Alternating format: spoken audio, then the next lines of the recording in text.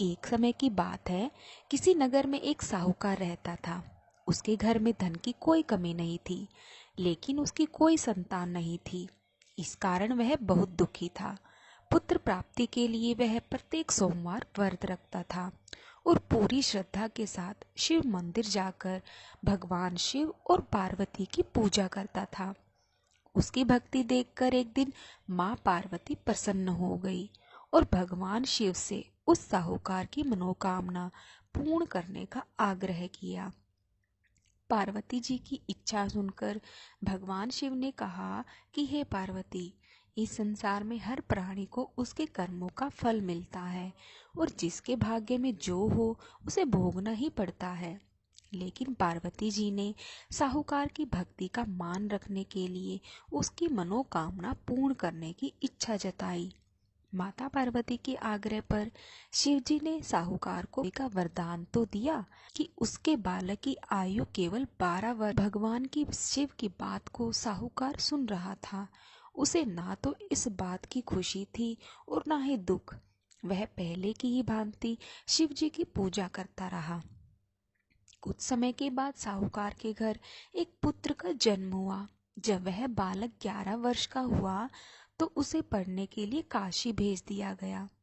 साहूकार ने पुत्र के मामा को बुलाकर उसे बहुत सारा धन दिया और कहा कि तुम इस बालक को काशी विद्या प्राप्ति के लिए ले जाओ और मार्ग में यज्ञ करना।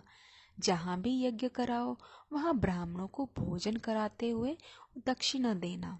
दोनों मामा भांजे इसी तरह यज्ञ कराते और ब्राह्मणों को दान दक्षिणा देते काशी की ओर चल पड़े। रात में एक नगर पड़ा जहाँ एक नगर के राजा की कन्या का विवाह था। लेकिन जिस राजकुमार से उसका विवाह होने वाला था वह एक आंख से काना था।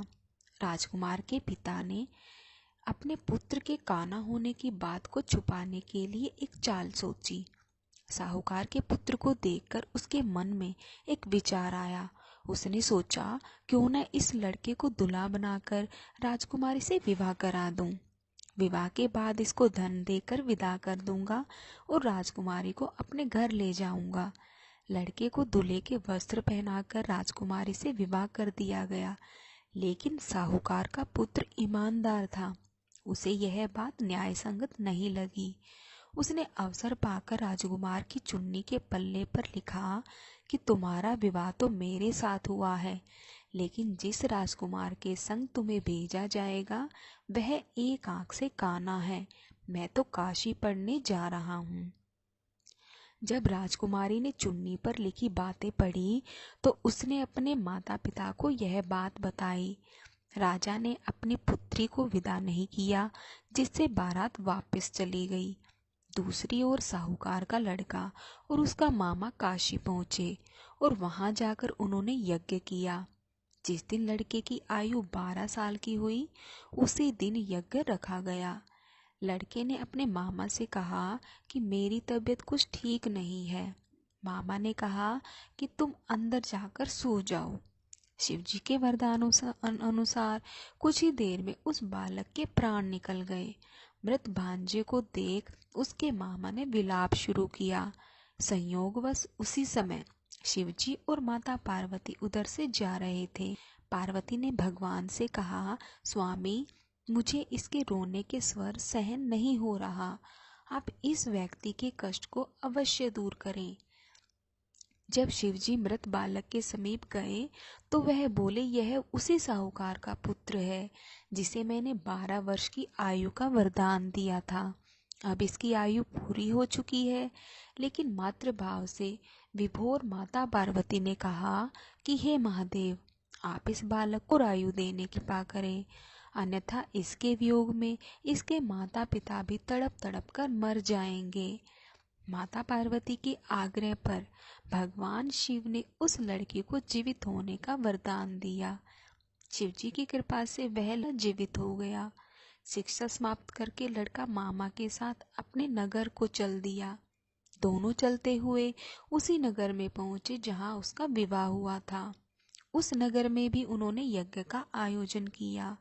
उस लड़के के ससुर ने उसे पहचान लिया।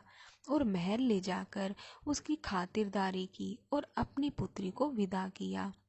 इधर साहूकार और उसकी पत्नी भूखे प्यासे रहकर बेटे की प्रतीक्षा कर रहे थे। उन्होंने प्रण कर रखा था कि यदि मृत्यु का समाचार मिला तो वह भी प्राण त्याग देंगे।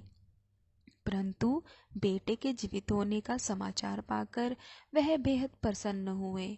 उसी रात भगवान शिव ने व्यापारी के सपन में आकर कहा, हे श्रेष्ठी, मैंने तेरे सोमवार के व्रत करने और व्रत कथा सुनने से प्रसन्न होकर तेरे पुत्र को लंबी आयु प्रदान की है।